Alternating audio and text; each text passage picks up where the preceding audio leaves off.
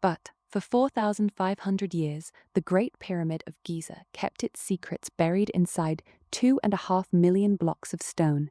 Explorers mapped it, engineers measured it, archaeologists crawled through every passage they could find, and still the pyramid refused to give everything up.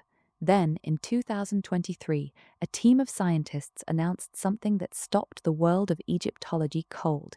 Hidden just beneath the pyramid's north face, running parallel to the main entrance corridor, was a sealed space nobody had ever physically entered.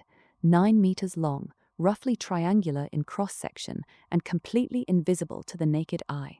Not a rumor, not a legend, a confirmed void detected using some of the most advanced scanning technology ever pointed at an ancient structure. The announcement made headlines around the globe, but the headlines moved on quickly, the way headlines always do. What they left behind was a much harder question, one that researchers are still wrestling with today. What exactly is that corridor for? Where does it lead? And could it be pointing towards something larger, something still sealed, somewhere deeper inside the pyramid? This documentary is not going to tell you there is a secret chamber full of treasure waiting to be opened. The honest answer is that nobody knows what lies beyond that corridor yet.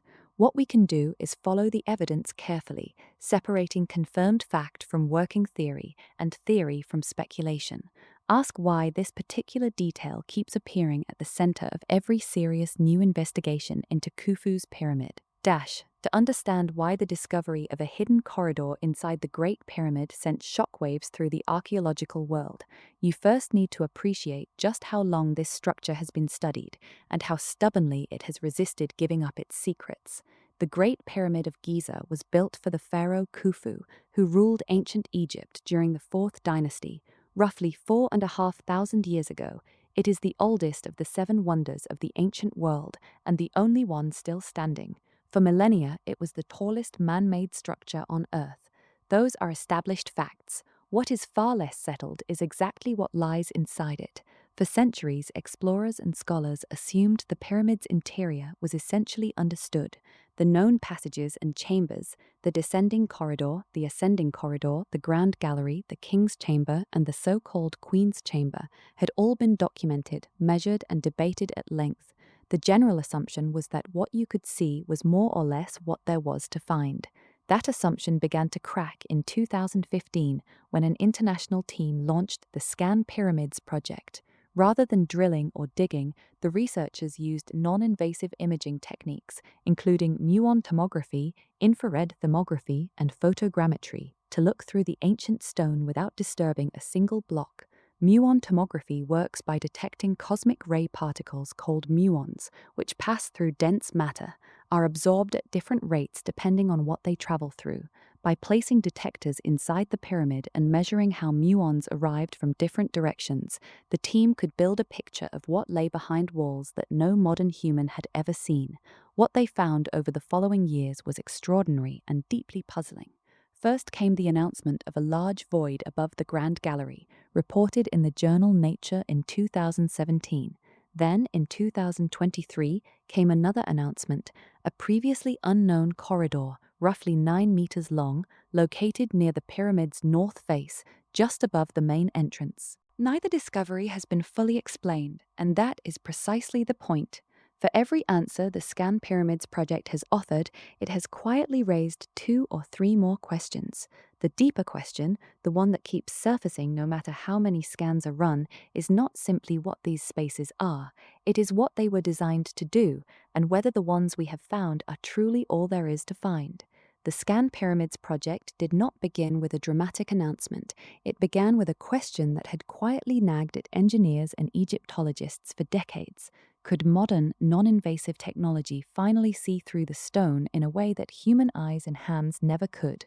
The answer came in the form of a multinational scientific collaboration, bringing together researchers from France, Japan, Egypt, and Canada. Their tools were not shovels or brushes, they were muon detectors, infrared cameras, and photogrammetry rigs, instruments borrowed from particle physics and aerospace, now pointed at the oldest of the 7 wonders of the ancient world. Muon tomography is worth pausing on because it is the detail that makes this discovery so significant. Muons are subatomic particles produced constantly when cosmic rays collide with the Earth's upper atmosphere. They rain down on us every second, passing through solid matter the way X-rays pass through skin. Dense material stops more of them. Open space stops fewer. By positioning detectors on multiple sides of the pyramid and recording exactly where muons arrived and where they were absorbed, the ScanPyramids team could build a three-dimensional picture of what lay inside the stone without drilling a single hole. This is confirmed science, not speculation. The technique had already been used to study volcanoes and nuclear reactors before it was turned on Khufu's pyramid. The first results, published in the journal Nature in 2017, were startling. The detectors revealed a large void sitting above the Grand Gallery, the pyramid's most dramatic internal corridor, a soaring, corbelled passage that visitors still walk through today. The void appeared to be roughly 30 meters long, oriented in a similar direction to the Grand Gallery below it. Nothing in the existing architectural record explained it. No doorway led to it. No ancient text described it. It simply sat there in the data, a pocket of empty space inside one of the most studied structures on Earth. It is important to be precise here, because this is where fact and interpretation begin to diverge. The Muon data confirmed that a void exists. It could not tell researchers whether that void is a single room, a series of smaller chambers, a relieving cavity built to distribute the pyramid's enormous weight, or something else entirely. The shape of the signal suggested something large and horizontal, but the resolution of the technique, impressive as it is, has limits. What the team detected was an absence of stone. What that absence means is still, as of now, an open question. What made this finding so electrifying was not just the void itself, but the fact that it came alongside a second, smaller discovery near the pyramid's north face, a previously unrecorded corridor sitting just behind the original entrance. That corridor was later physically confirmed through a tiny endoscope camera inserted through a pre-existing crack in the stone. Researchers could see it with their own eyes, and at the end of that corridor, the camera revealed something that stopped the team in its tracks. A chevron-shaped arrangement of stones, a structure whose purpose nobody has yet explained. That detail, the chevrons, is the piece of evidence that keeps drawing researchers back, because it does not look accidental. And if it is not accidental, someone put it there for a reason. Here is where the story gets genuinely strange. Once the ScanPyramids team had confirmed the corridor's existence, a hidden void running roughly 9 meters in length, positioned just behind the original north-facing entrance of the pyramid, the immediate reaction from the scientific community was not celebration, it was confusion, because the corridor does not behave the way any known feature of the pyramid is supposed to behave. Every other internal passage and chamber inside the Great Pyramid serves a recognizable architectural purpose, at least in theory. The Grand Gallery leads upward to the King's Chamber. The Queen's Chamber sits along a horizontal axis. Even the subterranean chamber, cut deep into the bedrock below the pyramid, fits within a framework that Egyptologists have spent generations debating and documenting. But this corridor, narrow, angled, sealed on both ends and positioned in a location that does not align neatly with any previously mapped feature, sits outside that framework entirely. The scanning data from multiple independent methods, Muon tomography, ground-penetrating radar, and ultrasonic measurements all pointed to the same anomaly in the same location. That convergence of methods is significant because it rules out instrument error as an explanation. The corridor is there, that is fact. What no one has confirmed is what the corridor was built to do. Its dimensions are unusual. Its floor appears to be chevron-shaped when viewed in cross-section, a design feature. Some researchers suggest was used in other parts of the pyramid to redistribute the enormous weight pressing down from above. If that interpretation is correct, the corridor may have been a structural element, a kind of hidden stress relief feature, built into the pyramid's outer casing near the original entrance to protect it from the millions of tons bearing down from above. That is one theory, and it is a plausible one, but it raises an immediate follow-up question that no one has yet answered. If the corridor was purely structural, why does it appear to be sealed at both ends in a manner consistent with deliberate closure rather than simple construction fill? Structural voids in ancient Egyptian architecture are typically integrated into the surrounding masonry in ways that are functional but not particularly careful. The closure pattern detected here, according to researchers involved in the project, suggests something more intentional. Some Egyptologists have proposed, and it is important to stress this is speculation, not established fact. The corridor may have been designed to conceal access to another space beyond it, not necessarily a grand chamber filled with treasure, but perhaps a smaller cavity, a ritual deposit, or a structural feature, has yet to be identified. The pyramid has surprised us before. The large void discovered by the same project in 2017 remains unexplained to this day. And that is precisely why this detail keeps demanding attention. It is not just that something hidden was found, it is that the thing found does not yet have an explanation that everyone agrees on. In a structure that has been studied for centuries, that kind of open question is rarer than it sounds. So, if the corridor does not fit neatly into the pyramid's known internal layout, what does it actually tell us? This is where the debate shifts from pure observation into the realm of theory, and it is important to be clear about that distinction. What the ScanPyramids team confirmed as fact is the corridor's existence, its approximate dimensions, and its position near the north face. Everything beyond that is interpretation, and interpretations, as it turns out, vary quite dramatically. One of the most discussed theories centers on construction management rather than ritual purpose. Some researchers have proposed that the corridor may have served as a structural relief feature, a void intentionally left by the builders to redistribute the enormous weight pressing down on the original entrance passage below it. The Great Pyramid is not a solid mass. It contains a network of chambers, shafts, and passages, and ancient Egyptian builders are known to have used relieving chambers above the king's chamber to protect it from the crushing weight of the stone above.